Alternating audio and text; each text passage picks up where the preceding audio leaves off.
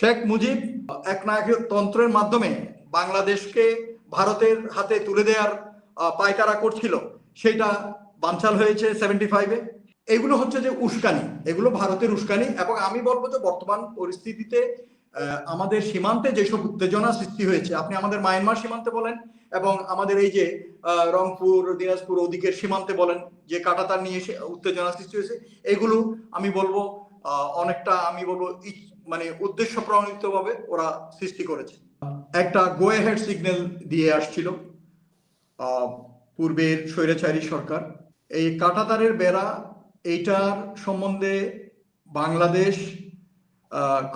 স্বাক্ষর করেছিল এই স্বৈরাচারী হাসিনার বাবা শেখ মুজিব।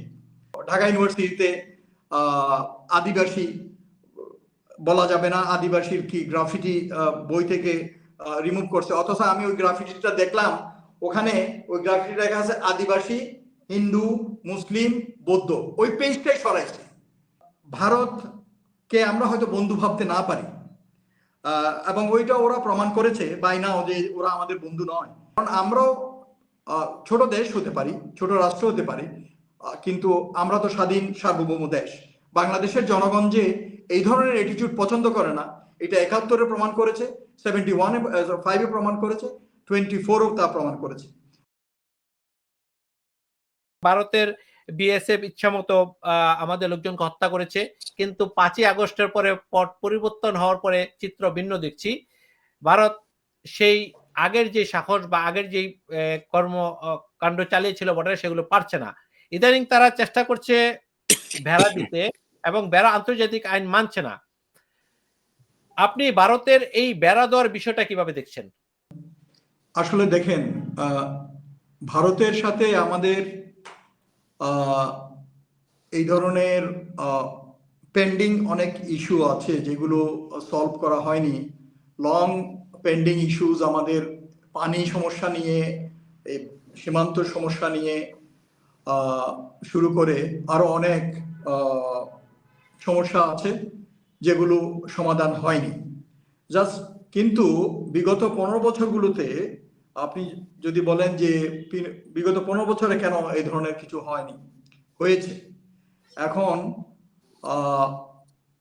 আমি জাস্ট একটা বলি, এদেরকে আসলে একটা গো অ্যাহেড সিগন্যাল দিয়ে আসছিল পূর্বের স্বৈরাচারী সরকার। এই কাঁটাতারের বেড়া, এইটার সম্বন্ধে বাংলাদেশ স্বাক্ষর করেছিল এই স্বৈরাচারী হাসিনার বাবা শেখ মুজিব। 1974 সালে ইন্দিরা মুজিব যে এগ্রিমেন্ট স্বাক্ষরিত হয়েছিল, ওখানেই লেখা আছে যে Bangladesh will allow them in constructing barbed wire fence। তো কিন্তু এইটা দিতে গিয়ে কোন জায়গাটায় ঠিক দিবে এইটাও বলা আছে, কিন্তু অনেক ক্ষেত্রে ওরা ওইটা মানছে না।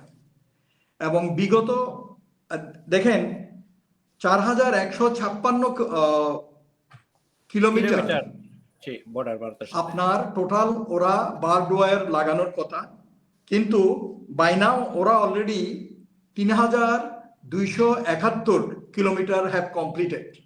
দে are left out with only 885 kilometre. এবং ওইগুলোই ওরা যখন রিসেন্টলি শুরু করেছে বিভিন্ন জায়গাতে, লালমনিরহাটের ওদিকে, তারপরে দিনাজপুর এবং রংপুরের বিভিন্ন এলাকায়, ওই সীমান্ত এলাকাগুলোতে ওরা, আমি সীমান্তবর্তী অঞ্চল এলাকার লোকজনের সাথে আমার কথা হয়েছে টেলিফোনে, তো ওরাই বলেছে যে স্যার, ওরা যেই আন্তর্জাতিক নিয়ম 150 গজ দূরে কোন স্ট্রাকচার তৈরি করা যাবে, কিন্তু তারা ওটা মানছে না। তারা ইভেন কি ক্ষেত্র বিশেষে আমার স্পেসিফিক জায়গার নামটা আছে, ওইটা ওই পাটগ্রাম দহগ্রামের ওদিকে, যে 4-5 গজের ভিতরে নাকি ওরা বার্ড ওয়্যার দিয়েছে। তো এইভাবে ওদের গোয়ার তুমি এটা চলে আসতেছিল এবং স্যার বিগত আমি একটু সরকারের সংযুক্ত করতে সময় চাই আপনার সাথে। পাটগ্রাম দহগ্রামের ওখানে নিয়ে আমি একটা প্রতিবেদন দেখলাম। যখন আপনার ওই বন্টন হয়েছে, যেগুলো গুচ্ছগ্রাম বা কি যেন বলা হতো, আমি সরি আমার নামটা মনে নেই, ভারতের ভিতর কিছু আমাদের এলাকা ছিল এবং বাংলাদেশের যে এলাকা ছিল সেটা যখন বিনিময় ছিটমহল, হয়েছে, ছিটমহল, ছিটমহল। হ্যাঁ ছিটমহল, ছিটমহল যখন বিনিময় হয়েছে তখন শেখ হাসিনা তাদের সাথে একটা চুক্তি করেছিলেন সেই এলাকাতে 0 পয়েন্টের কাঁটাতারের বেড়া হবে, সেরকম একটা চুক্তি হয়েছিল ভারতের সাথে, সেটা আমি দেখলাম মিডিয়ার মাধ্যমে।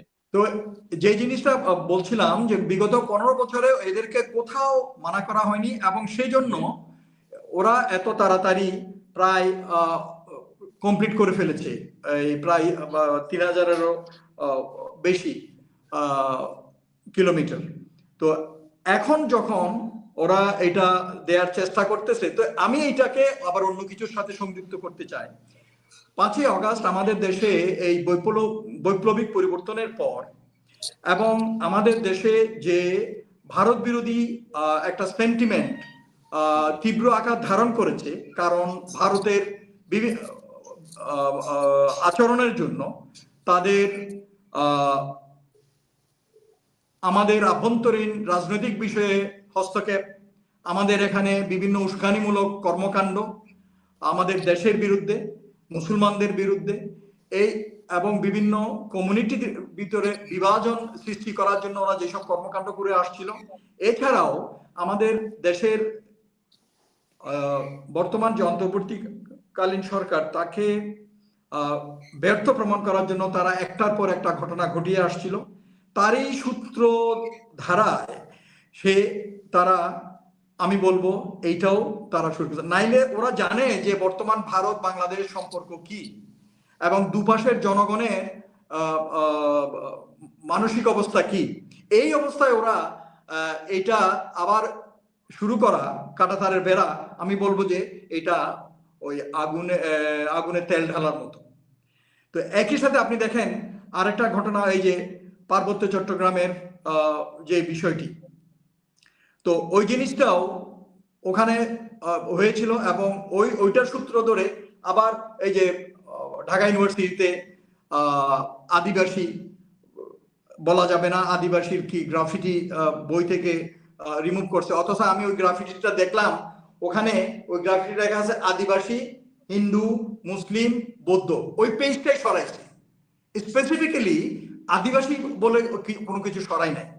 আমি ওই আদিবাসী না উপজাতি ওই বিতর্কে আমি এখন যেতে চাচ্ছি না, because it is a different issue all together and we can speak on that, এবং ওইটাতে অনেক ঐতিহাসিক রেফারেন্স টানতে হবে, তো আমি ওইটাতে যেতে চাচ্ছি না। বাট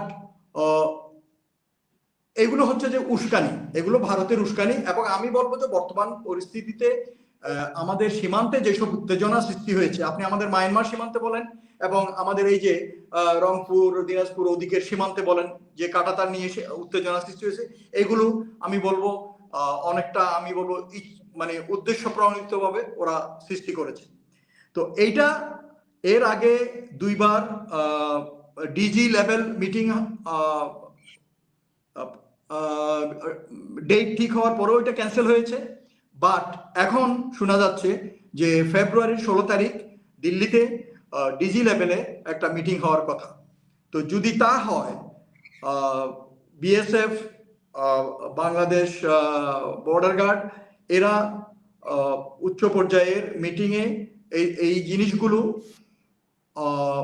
সমাধানের পথ খোঁজা উচিত। আসলে এগুলো এইভাবে গোলাগুলি বা ওরাও পজিশনে গেল আমরাও পজিশনে গেলাম এইভাবে সমাধান হবে না কোনোদিন, এগুলো কূটনৈতিকভাবে সমাধানের বিষয়। তো এটা আমি বলবো যে আমাদের পররাষ্ট্র মন্ত্রণালয় তাদের কূটনীতিক তৎপরতা আরো কার্যকরীভাবে পরিচালনা করা উচিত কূটনীতিকভাবে এগুলো সমাধান করার জন্য। একটা কথা আমি বলি, আমি ভারতের বিরুদ্ধে অনেক কিছুই বলি, কিন্তু কথা হচ্ছে দেখেন, ভারতকে আমরা হয়তো বন্ধু ভাবতে না পারি, এবং ওইটা ওরা প্রমাণ করেছে বাই নাও যে ওরা আমাদের বন্ধু নয়, কিন্তু ভৌগোলিকভাবে ওরা আমাদের প্রতিবেশী এবং আমাদের 3 দিক দিয়েই ওরা বেষ্টিত, এবং ভারতকেও আমাদের দরকার, বাংলাদেশকে দরকার কৌশলগতভাবে, এবং ওদেরকেও, ভারতকেও আমাদের দরকার। তো সেই জন্য আমার কথা হচ্ছে যে আমরা ভালো প্রতিবেশী সুলভ সম্পর্ক মনোভাব রেখে আমাদের গুড নেইবার রিলেশনশিপটাকে আমরা চাঙ্গা করার জন্য সমতা ও ন্যায্যতার ভিত্তিতে যাতে আমাদের লেনদেন হয়, কোনো প্রভুত্ব নয়। কারণ আমরাও ছোট দেশ হতে পারি, ছোট রাষ্ট্র হতে পারি, কিন্তু আমরা তো স্বাধীন সার্বভৌম দেশ। বাংলাদেশের জনগণ যে এই ধরনের অ্যাটিটিউড পছন্দ করে না, এটা ৭১-এ প্রমাণ করেছে, ৭১-5-এ প্রমাণ করেছে, 24-ও তা প্রমাণ করেছে। তো সেই জন্য শেখ মুজিব যেই একনায়কতন্ত্রের মাধ্যমে বাংলাদেশকে ভারতের হাতে তুলে দেওয়ার পায়তারা করছিল, সেটা বানচাল হয়েছে 75-এ। একইভাবে তার কন্যা শেখ হাসিনা চেষ্টা করেছিল, ওইটাও বানচাল হয়েছে 24-এ। আমি এটা বলার উদ্দেশ্য হচ্ছে যে আমাদের বাংলাদেশের লোক, আমাদের রিসোর্স কম থাকতে পারে, আমাদের দেশ সাইজে ছোট হতে পারে, কিন্তু আমাদের দেশের 18 কোটি মানুষ এরা স্বাধীন চেতা। কাজেই কারো পদলেহন করে বেঁচে থাকার মতো মনোভাব আমাদের নাই। আমাদের পরাজিত মানসিকতা নিয়ে বাঙালিরা বেঁচে থাকতে চায় না। তো সেই জন্য ভালো প্রতিবেশী হিসাবে বেঁচে থাকার জন্য, সার্ভাইভ করার জন্য ভারত বাংলাদেশ দুপক্ষেরই নিজেদের ফরেন পলিসি রিভিউ করে, হ্যাঁ, একজন একজনকে সম্মান করে কর্মকাণ্ড পরিচালনা করা উচিত।